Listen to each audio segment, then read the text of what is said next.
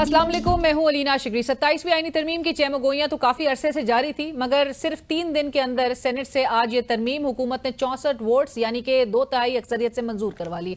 हुकूमत दावे तो बहुत बुलंदो-बांग करती रही कि नंबर्स आसानी से पूरे हो गए हैं, मगर आखिर में हुकूमत को अपोजिशन के 2 सेनेटर्स JUIF से सेनेटर अहमद खान साहब और पाकिस्तान तहरीक इंसाफ के आजाद सेनेटर सैफुल्लाह अब्रू साहब की हिमायत हासिल हुई तो ही तरमीम पास हो सकी। ऑपोजिशन जमातों के बाकी अराकीन वोटिंग के अमल का हिस्सा ना बने और इजलास से वॉकआउट कर गए। चेयरमैन सेनेट यूसुफ रजा गिलानी साहब ने मीडिया से मुखातिब होते हुए कहा कि हमने कुछ भी बुलडोज नहीं किया, 3 दिन इस तरमीम पर बहस की है। ऑपोजिशन का एक इम्पॉर्टेंट रोल होता है, उनमें से एक भी बंदा ऐसा ना हो जो अपनी राय ना दे। हमने भी 3 दिन यहाँ डिबेट कराई है। कभी कभी तो मुझे कहना पड़ता था कोई रह तो नहीं गया। For the concern of the media कोई बुलडोज नहीं किया। सेनेटर सैफुल्लाह अब्रू ने 27वीं आईनी तरमीम के हक में वोट कास्ट करने के बाद इस्तीफे का ऐलान कर दिया। खिताब के दौरान जब उन पर तानाजनी की गई तो अपनी सफाई में सेनेटर सैफुल्लाह का कहना था कि 26वीं आईनी तरमीम के वक्त मेरी अहलिया समेत के 10 अफराद गिरफ्तार कर लिए गए, लेकिन पाकिस्तान तहरीक इंसाफ ने मेरा साथ ना दिया। 27वीं आईनी तरमीम को वोट फील्ड मार्शल और पाक फौज के लिए दे रहा हूं। मैंने जो आज यहाँ वोट दिया है, मैंने अपने फील्ड मार्शल और पाक अफवाज की वजह से ये वोट दिया है। लास्ट ईयर सब जब बात हुई थी 26वें अमेंडमेंट पे, मेरी मिसेज अरेस्ट हुई थी। किसी को पता है? यहाँ मेरे 10 फैमिली मेंबर उठाए गए थे। मैं आज सर यहाँ अपनी सेनेटरशिप से इस्तीफा देता हूँ। आजाद सेनेटर फैसल वावडा साहब को तो 27वीं आईनी तरमीम मंजूर होने का इतना यकीन था कि उन्होंने वोटिंग के अमल से पहले ही मिठाइयां तकसीम करना शुरू कर दी। वावडा साहब का आज सुबह से ही कहना था कि 27वीं आईनी तरमीम पास हो चुकी है, अब 28वीं आईनी तरमीम की बात करें। तरमीम पास बाद उनका कहना था कि आर्टिकल 243 मुत्तफिका तौर पर पास हुआ। पाकिस्तान तहरीक इंसाफ वालों के मुंह पर तमाचा लगा है। सेनेटर सैफुल्लाह अब्रू साहब ने कौमी मफाद की खातिर वोट दिया और इसे अच्छी निगाह से देखा जा रहा है। कि आज आप लोगों को शक्ल पाकिस्तानियों को जरूर पता चलनी चाहिए। एक नेगेटिव वोट नहीं, 243 के ऊपर सब इतनी कहानियां कर रहे थे, उसमें भी यूनानिमसली किसी ने नेगेटिव तो छोड़े, किसी ने बात भी नहीं की है। सबके मुंह पे आज एक PTI वालों का तमाचा है कि उनकी असलियत तो खुल के कौम के सामने आ गई है। बड़ो साहब ने कौमी मुफाद की खातिर वोट दिया है। साबिक वजीर आजम राजा परवेज अशरफ साहब ने कौमी असेंबली के फ्लोर पर अपोजिशन को मुल्क दुश्मन करार देते हुए कहा कि हम फौज के साथ खड़े हैं, जो करना है करो, तुम्हारे साथ नरमी नहीं सख्ती होनी चाहिए, तुम आइन के दुश्मन हो, तुम्हारा मुकाबला करेंगे। हो गया है, खुदा की कसम के आप सियासी लोग नहीं हैं, आपसे नरमी नहीं करनी चाहिए, आपसे सख्ती करनी चाहिए। आप दुश्मन है मुल्क के, आप कानून के दुश्मन है, और अब हम आपका मुकाबला करेंगे इंशाअल्लाह ताला, और अपनी फौज के साथ खड़े हैं। हम फौज के साथ खड़े हैं, तुम जो कुछ करना चाहते हो कर लो। तहरीक तहफ़्फ़ुज़ आईन पाकिस्तान ने पार्लियामेंट हाउस में महमूद खान अचकज़ई साहब की सरबराही में मुनक्किद इजलास में एक 27वीं आईनी तरमीम को आईन पाकिस्तान की रूह के मुनाफी करार देते हुए मुस्तरद कर दिया। फिर पाकिस्तान तहरीक इंसाफ के सीनियर रहनुमा और साबिक स्पीकर कौमी असम्बली असद कैसर साहब ने 27वीं आईनी तरमीम के तनाजुर में एक्स पर पैगाम में कहा कि जुल्फ़िकार अली भुट्टो का मुत्तफ़िका आइन बिगाड़ने के लिए उनकी जमात ने अपोजिशन के सेनेटर्स को तोड़कर पाकिस्तान तहरीक इंसाफ का मैंडेट चोरी करके मखसूस नशिस्तें बांटकर मुतनाज़ा अक्सरियत हासिल की। इस तरह पास की गई किसी आइन की कोई कानूनी हैसियत नहीं रहती। सहाफ़ी से गुफ्तगू में उनका कहना था कि हम भरपूर तरीके से इस तरमीम को मुस्तरद करते हैं, अदालतें ख़त्म हो गई, हम एहतजाज करेंगे। भरपूर तरीके मुस्तरद करते हैं।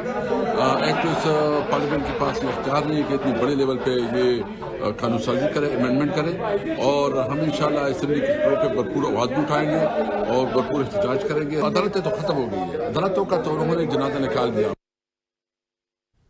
27वीं आईन तरमीम के तनाजुर में chief justice of Pakistan justice याया आफरीदी साहब को 2 खतूत लिखे गए। एक खत सुप्रीम कोर्ट के सीनियर जज जस्टिस मंसूर अली शाह साहब ने लिखा है और दूसरा खत सुप्रीम कोर्ट के वकील एडवोकेट फैसल सिद्दीकी साहब ने लिखा है। सिद्दीकी साहब के खत की तायीद करने वालों में बेशतर सीनियर वकील और साबिक मुअज़्ज़ज़ जज साहिबान भी शामिल हैं। उन्होंने अपने खत में लिखा कि 27वीं आईनी तरमीम को सुप्रीम कोर्ट की रेडिकल रिस्ट्रक्चरिंग बल्कि करार देते हुए लिखा कि मुजवज़ा 27वीं आईनी तरमीम सुप्रीम कोर्ट की तारीख की सबसे बड़ी और ख़तरनाक तब्दीली है, जो 1935 के बाद अदालती ढांचे में सबसे बड़ी मदाखलत साबित होगी। पाकिस्तान की किसी सिविल या फौजी हुकूमत ने कभी सुप्रीम कोर्ट को मातहत इदारा बनाने की ऐसी कोशिश नहीं की जो आज हो रही है।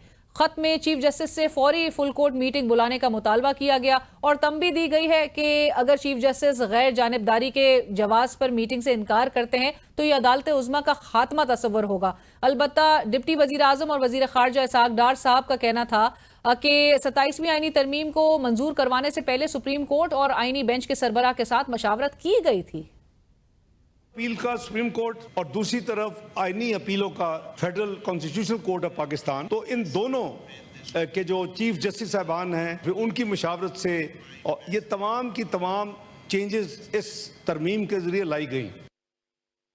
ہمیں جوائن کریں سابق اٹارنی جنرل پاکستان اشتر اوصاف صاحب, اور ہمارے ساتھ پینل میں موجود ہیں عابد زبیری صاحب, سابق صدر سپریم کورٹ بار ایسوسی ایشن. آپ دونوں کا بہت شکریہ. السلام علیکم. اشتر صاحب, آئی ول بگن ود یو. جو آج ہم نے دیکھا 27ویں آئینی ترمیم کو جو منظوری ملی ہے اور جو دو ڈیفیکشنز بھی انفیکٹ پاکستان تحریک انصاف اور JUIFA کی جانب سے جو وہ ووٹس بھی سامنے آئے ہیں. اشتر صاحب, how do you look at this amendment? جو ہمیں نظر آ رہا ہے اس کے کانٹینٹس اور جس طرح سے کہا جا رہا ہے کہ جو کانسیپٹ ہے انڈیپینڈنٹ جوڈیشری کا, یہ آپ کے خیال میں یہ کس حد تک متاثر ہوا ہے؟ دیکھیے, I've been hearing about independence of judiciary ever since جب سے وکالت میں نے شروع کی. میں ہمیشہ اس چیز پہ معترض ہوا ہوں کہ انڈیپینڈنس آف جوڈیشری کو آپ نے صرف منسلک کر دیا ہائی کورٹ اور سپریم کورٹ سے, اور جہاں پہ عام آدمی جاتا ہے اس کی متعلق کوئی بھی بات نہیں کرتا, کوئی اس کا حال بھی نہیں پوچھتا, اور وہ ہے ڈسٹرکٹ جوڈیشری. کبھی آپ اس کو سبارڈینیٹ جوڈیشری کہتے ہیں, کبھی آپ اس کو انفیریئر جوڈیشری کہتے ہیں, کبھی آپ لوور جوڈیشری کہتے ہیں. بھائی وہ جگہ ہے جہاں پہ آپ کو اپنی ساری کی ساری چیزیں جو ہے مرکوز کرنی چاہیے. But let's come to the question. میں کیسے دیکھتا ہوں اس کو؟ دیکھیے, آپ کو یہ ساری چیزیں جو سارا سلسلہ شروع ہوا, وہ شروع ہوا فرام ایگزیکٹو اپوائنٹمنٹس, ایگزیکٹو کی طرف سے اپوائنٹمنٹس آف دی ججز to the High Court and the Supreme Court. اور اس کے بعد چینجز آئیں, اس کے اندر ایک کمیٹی بنی ججز کی اور ایک کمیٹی بنی پارلیمنٹیرینز کی. اس پہ معترض ہو گئے سپریم کورٹ والے کہ جی یہ کیا بات ہوئی, اب you will let the parliamentarians سٹ آن ججمنٹ آف آر اسیسمنٹ. تو پھر وہ امینڈمنٹ آ گئی, اور وہ پھر جو سارے سلسلے ہیں اس کے اندر وہ بالکل ایک ججمنٹ آ گئی. اس ججمنٹ کی وجہ سے آپ نے پارلیمنٹری کمیٹی کو مفلوج کر دیا اور اس کو ربر سٹیمپ بنا دیا. تو پھر یہ سارا کچھ جو ہے, you sent 2 prime minister to gallows, ایک prime minister to gallows and 2 prime minister you sent home. اور اسی طرح پھر آپ نے یہ سارے جو ایگزیکٹو میٹر سو موٹو کے اوپر جو بھرمار کی. تو this is a reaction of the parliament کہ یہ ہمارے اختیارات, ہمارے سارے سلسلے اور ایگزیکٹو کا بھی اور باقی سب. So this is something which was bound to happen, but is this something which is very good اور از اٹ ویری بیڈ؟ اس کے اندر دونوں راہ ہو سکتی ہیں. میرے نزدیک جو بہتر طریقہ یہ تھا کہ آپ فیڈرل کورٹس جو ہیں فیڈرل لاز کے لیے کرتے, اور پروونشل ہائی کورٹس اور پروونشل کورٹس جو ہیں وہ اس کو پروونسز کے لیے کرتے, اور وہاں سے پھر اس کو اسٹریم کو آگے لے کے جاتے. اس پہ کوئی توجہ نہیں, اور بات صرف یہی ہے کہ کانسٹیٹیوشن ایشو جو ہے وہ کون ڈیسائیڈ کرے گا. اب اگین اس کے اندر سلسلہ یہ ہے کہ ہر پہلو جو ہے, اب انفورسمنٹ آف فنڈامنٹل رائٹس جو ہے وہ تو کانسٹیٹیوشنل بات ہے نا. اب اگر ایک ٹرائیبیونل کے پاس اختیار ہے یا نہیں, وہ کانسٹیٹیوشن کی ٹچ سٹون پہ ہوگا. اور آپ نے اس میں صرف 7 جج لگا دیے, اور سارے کے سارے جو فیصلے ہیں ہائی کورٹس کے وہاں پہ آئیں گے, تو کیا یہ باٹل نیک نہیں کریٹ ہو جائے گا؟ تو آپ کے آبجیکٹیوز بڑے اچھے ہیں ہوں گے آپ کے, but are you doing it the right way? That is my question.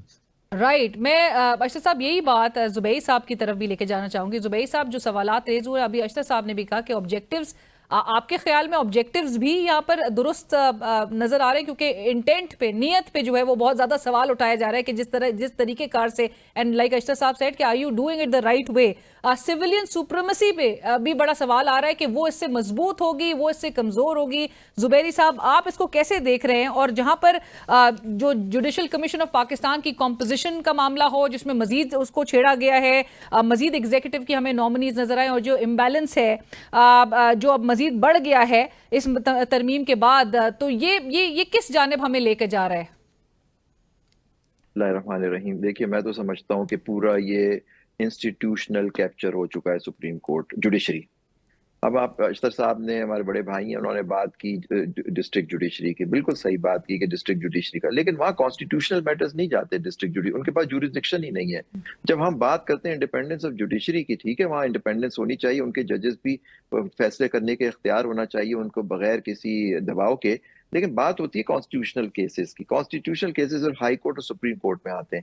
وہ کورٹس تھے جو ہمارے 1947 1955 میں 54 میں ریٹ جوریسڈکشن آ گئی تھی ہمارے کورٹس کے پاس، اور اس وقت سے آج تک سپریم کورٹ آف پاکستان یا ہائی کورٹ میں تھی. آج آپ نے سپریم کورٹ کو ختم کر دیا، آپ اس کو ایک ماتحت عدالت بنا دیا. اور جیسے مخدوم علی خان صاحب نے ایک آرٹیکل لکھا ابھی کل کے ڈان میں، جی سپریم نو مور، اس کو سپریم نو مور، لیکن اس میں لکھ دیا کہ یہ اب سپریم ڈسٹرکٹ کورٹ ہو گیا اس کی، کیونکہ اس کی اپیلیں وغیرہ ان کے پاس آئیں گی. وہ آنکھ کھولنے والا ایک آرٹیکل ہے جو آپ کو سب کو پڑھنا چاہیے. دیکھیے، یہاں موٹیو تھا جوڈیشری کو کنٹرول کرنے کا، کیونکہ ابھی انہوں نے فرمایا کہ 2 وزیر اعظم کو انہوں نے گھر بھیج دیا، ایک کو سزائے موت دے دی، اور یہ ساری بات ٹھیک ہے. اگر انہوں نے غلط کام کیے، وہ مارشل لاء کے زمانے تھے یا اس کے بعد انہوں نے کوئی کام کیے، تو اس کا یہ مطلب تو نہیں کہ آپ جوڈیشری کو ریپ اپ کر دیں. آج سپریم کورٹ کی کیا حیثیت کر دی آپ نے؟ اس کے اوپر کورٹ بنا دیا، اس کے پہلے اپوائنٹمنٹ چیف جسٹس کا ایگزیکٹو کریں گے، پرائم منسٹر، پہلے ججز وہ تینوں مل کے اپوائنٹ کریں گے، اور پھر جوڈیشل کمیشن میں سارا جھکاؤ جو ہے وہ ایگزیکٹو کا آ گیا. تو اپنی مرضی کے، دیکھیں میرے آپ کے کانسٹیٹیوشنل کیسز اس کورٹ میں جائیں گے اب اس امینڈمنٹ کے بعد. اب وہاں جا کے ہمیں کیا انصاف ملے گا؟ کیونکہ ان کے مرضی کے ججز ہوں گے. ان کی پریزیڈنٹ صاحب سر اپوائنٹ کریں گے پرائم منسٹر کی ایڈوائس پہ، جو پہلا چیف جسٹس بھی ہوں گے. بالکل صحیح. تو ایگزیکٹو ہی اپوائنٹ کر رہے ہیں نا. دیکھیں جوڈیشل، اور نہ یہ کر سکتے تھے کہ جوڈیشل کمیشن اپوائنٹ کرتا ہے، لیکن انہوں نے کہا جی پہلا پریزیڈنٹ کریں گے، چلیں کر دیں. اپوائنٹ کی ایگزیکٹو کنٹرول تو ہو گیا نا. پہلا چیف جسٹس آ گئے آپ کے وہاں سے، وہ چیف جسٹس فیڈرل کورٹ ہوں گے. چیف جسٹس پاکستان ختم ہو گئے، ان کے آج دن تھے، آج آخری دن ہے. اب چیف جسٹس سپریم کورٹ ہو جائیں گے. سپریم کورٹ ایک ماتحت عدالت ہو گئی under article 189 of the constitution as amended. تو پھر دیکھیں نا، مطلب کہ اب میں اور آپ اپنے آپ چوز کر سکتی کہ میرے کیس جو ہے میرے مرضی کا جج سنے، یا خزات پٹیشن تو حکومت کے خلاف ہی ہوتی ہیں، انٹرپریٹیشن آف لاز ہوتے ہیں، وہ ساری اپنی مرضی کے ججز، اپنی مرضی کے کورٹ، جس میں ہائی کورٹ کے جج بھی جو ان کے مرضی کے ہوں گے وہ لا کے لگا دیے جائیں گے، یا سپریم کورٹ کے ججز کو بھی جو اپنے پک اینڈ چوز ہوگا کہ یہ جج ہمارے حق میں فیصلہ کرے گا، یا ان کی پچھلے سال کی پرفارمنس ایسی تھی ان کو لا کے ہم لگا دیں گے. تو کچھ کو آؤٹ کر دیں گے، کچھ کو لے آئیں گے. پھر یہ سارے، اور پھر عمر کی تفریق بھی آپ دیکھیے انہوں نے کر دی، 65 سے 68 سال کر دی.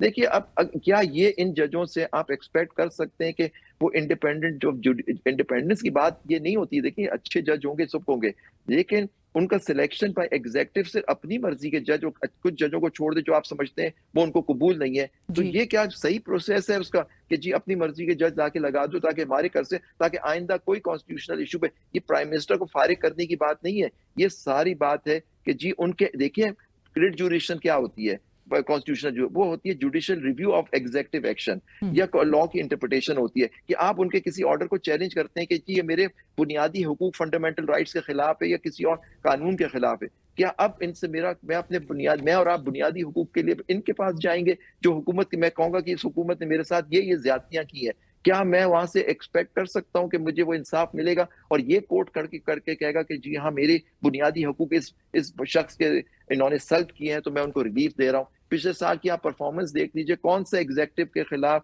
کہ فیصلہ آیا، اور کہہ رہے ہیں پارلیمان نے یہ کر لیا. آج پارلیمان کیا فری ہے؟ کیا یہ الیکشن ہماری یہاں صحیح تھے؟ فارم 47 کی پارلیمان نہیں ہے یہ. آج دیکھیں 2 لوگوں کو توڑ کے اپنے آپ کو 2 ممبرز کا، آپ خود ابھی فرما رہی تھی کہ ایک پی ٹی آئی والے اور جی او آئی نے آ کے ووٹ دیا، اور جو پی ٹی آئی والے تھے زبیری صاحب، انہوں نے تو بلکہ فلور آف دا ہاؤس یہ تک بتایا کہ جب 26ویں آئینی ترمیم کا معاملہ جب عمل جو ہے وہ چل رہا تھا تو تب ان کی فیملی کے 10 ممبرز کو بھی اٹھا لیا گیا تھا. اس پر مزید بھی گفتگو کریں گے ایک بریک کے بعد.